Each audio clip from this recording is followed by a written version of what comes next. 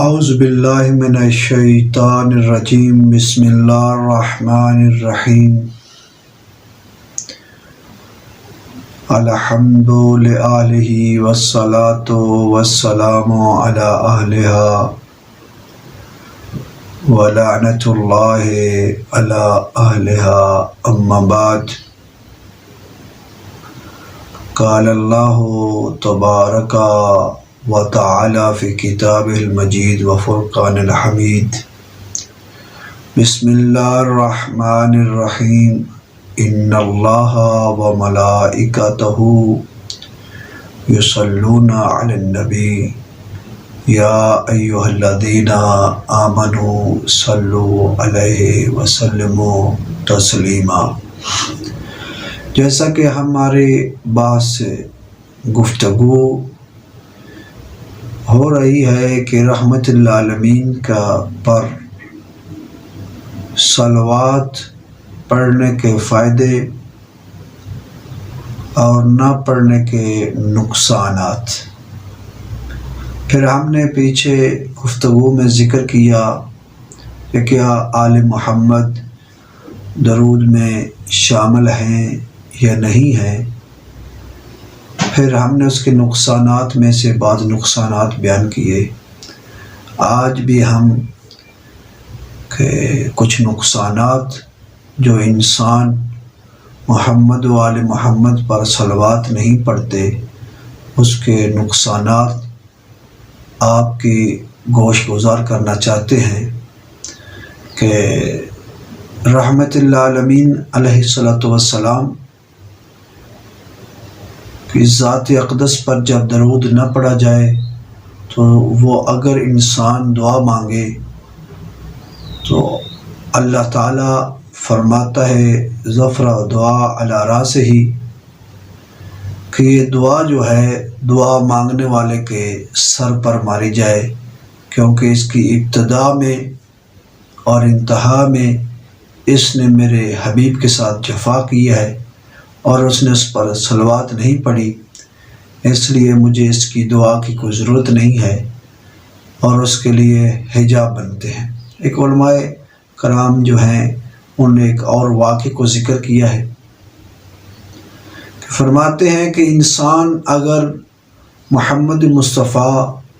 صلی اللہ علیہ وآلہ وسلم کی ذات پہ اقدس پر تو درود پڑھتا ہے، صلوات پڑھتا ہے،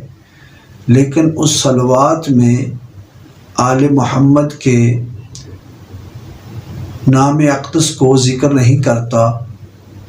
یعنی ان کی ذات پر صلوات نہیں بھیجتا، تو اس کا نقصان یہ ہے کہ وہ جنت کی خوشبو حاصل نہیں کر سکتا۔ تو اس کی جو مسافت علماء نے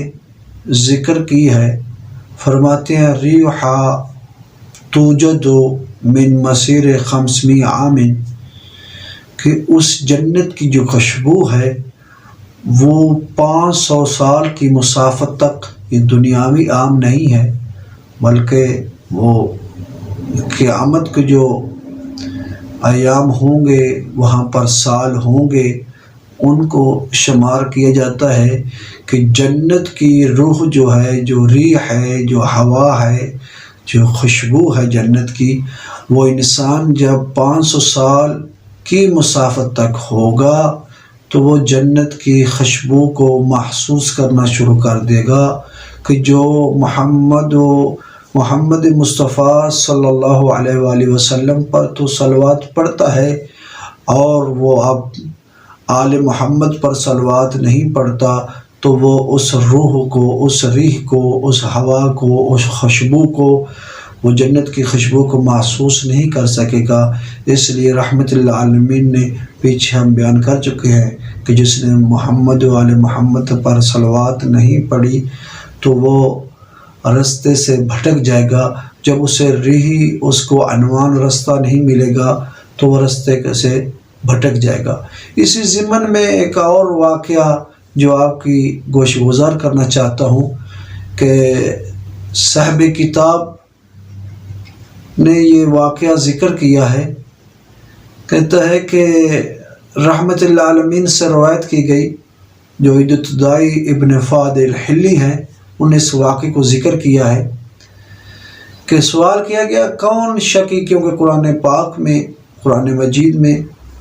تقریباً 11 دفعہ پر شقاوت کے متعلق گفتگو ہوئی گئی کہ شقی کا معنی کیا ہے، شقی کون ہوتا ہے۔ تو وہاں پر لغت نے یہ اٹھا کر کہا کہ شقی وہ ہوتا ہے جو اتنا گناہوں میں دھنس چکے اور وہ نیکی کی طرف راغب نہ ہو، اسے شقی کہتے ہیں، یہ عام شقی ہے۔ تو پھر اشقى الناس جو روایت کی گئی ہے وہ یہ ہے کہ رحمت اللہ عالمین فرماتے ہیں لوگوں میں سب سے زیادہ شقی وہ ہے من ذکر رسول عندہ، کہ جس کے سامنے رسول اکرم صلی اللہ علیہ وآلہ وسلم کا ذکر کیا جائے، ولم یصلی علیہ، اور وہ رحمت اللہ عالمین پر صلوات نہ پڑھے، وہ سب سے بڑا شقی ہے۔ یعنی واضح ہے شقی، عام شقی وہ ہے کہ جو زندگی میں نیکی نہ کرے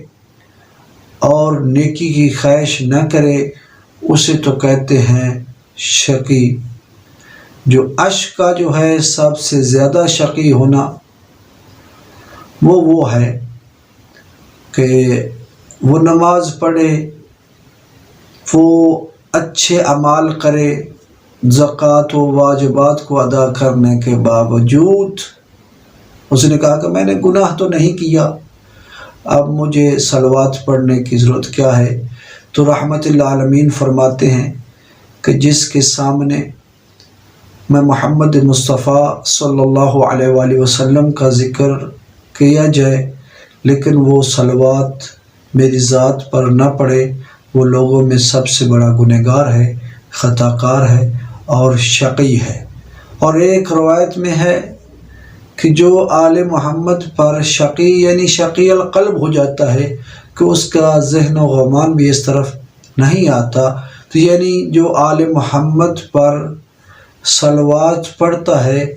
اس کا دل نرم ہو جاتا ہے، وہ خدا کی طرف متوجہ ہوتا ہے، گناہ سے تائب ہوتا ہے۔ اور جو انسان محمد و آل محمد پر صلوات نہیں پڑھتا، وہ کبھی نیکی کی خواہش نہیں کرتا اور گناہ سے بیزاری نہیں کرتا۔ والحمد للہ رب العالمین۔